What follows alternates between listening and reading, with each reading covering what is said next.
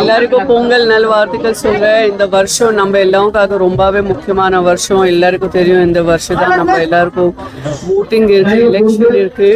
And நம்ம respected sir சொன்னாங்க அந்த மாதிரி தான். If you want to see the great change, நம்ம கண்டிப்பாக இந்த பார்ட்டி மாற்றி பிஜேபிக்கு ஓட் பண்ணணும். அப்புறம் தான் நம்ம எல்லாருக்கும் பிரைட்டான future guarantee. So vote for BJP. அதே வந்து சினிமா துறையை சேர்ந்தவங்க அந்த சென்சார் போர்டு வந்து அதிகமா பாஜக இன்ஃப்ளூயன்ஸ் பண்றதா குற்றச்சாட்டு இருக்கு. அதை பத்தி நீங்க கருத்து? அதை பற்றி எனக்கு ஒன்றும் சொல்ல தேவையில்லை. இப்ப ஜனநாயகன் படம் கூட ரிலீஸ் தடுத்துருக்காங்க. அது என் கையில் ஒன்றும் இல்லை. அது சென்சார் போர்டு தான் முடிவு எடுத்து போகிறேன். நம்ம எல்லாம் பார்க்கலாம், என்ன டிசிஷன் வரும் பார்க்கலாம்.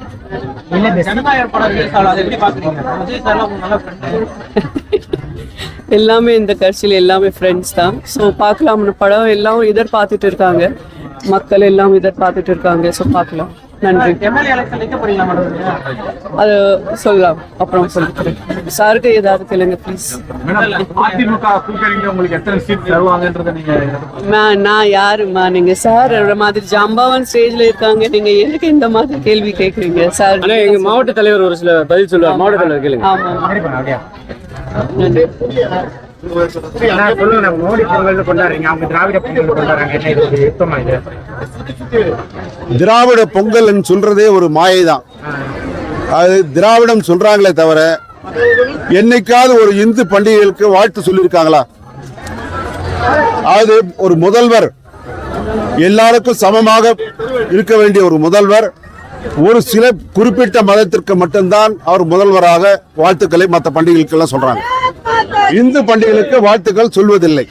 அவர் எப்படி ஒரு மதச்சார்பற்ற முதல்வராக இருக்க முடியும்?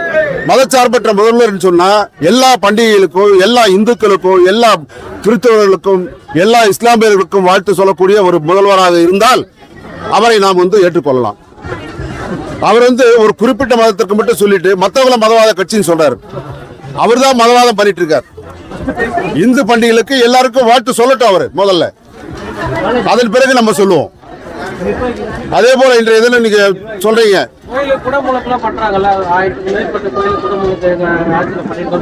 நேற்றைக்கு திருப்பூர்ல கூட ஒரு கோயில் இடிச்சிருக்காங்க, அது உங்களுக்கு தெரியுமாங்க? அது ஏங்க பிடிக்கிறாங்க? அதே மாதிரி எத்தனை இடத்துல இடிச்சிருக்காங்க சொல்லுங்க.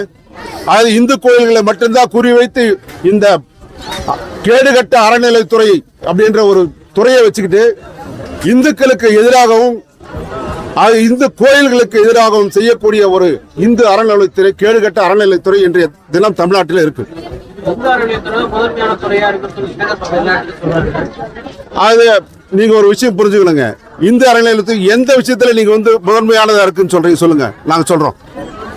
அது நீங்க சொல்றீங்க ஏற்கனவே இருக்கக்கூடிய, நீங்க புதுசா எத்தனை கோயிலை கட்டி கும்பாபிஷேகம் பண்ணிருக்கீங்க? ஏற்கனவே இருக்க கோயில்களுக்கு தான் பண்ணிட்டு இருக்கீங்க.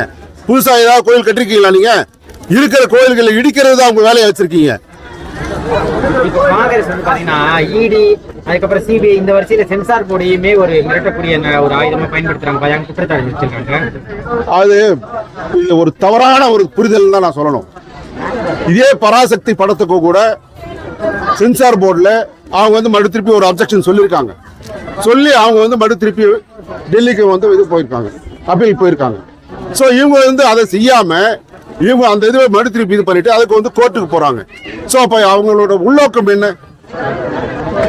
அவங்களுடைய உள்நோக்கம் எதையாவது ஒரு களங்கத்தை ஏற்படுத்த வேண்டும் என்பதற்காக தான் இதை செய்கிறார்களே தவிர அவர்களுடைய பிரச்சனையை முடிக்க வேண்டும் என்றல்ல. இதுதான் அவங்க கிட்ட இருக்க ஒரு பிரச்சனை.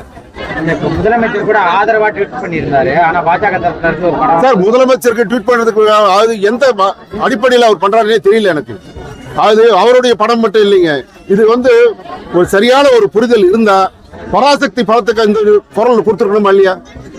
அப்ப நீங்க பராசக்தி படத்துக்கு கொடுக்கல, ஆனா ஜனநாயகத்துக்கு கொடுக்கல. இதெல்லாம் அரசியல் தந்திரம் தான், அதை விட்டு வேற எதுவுமே கிடையாது. ஒரு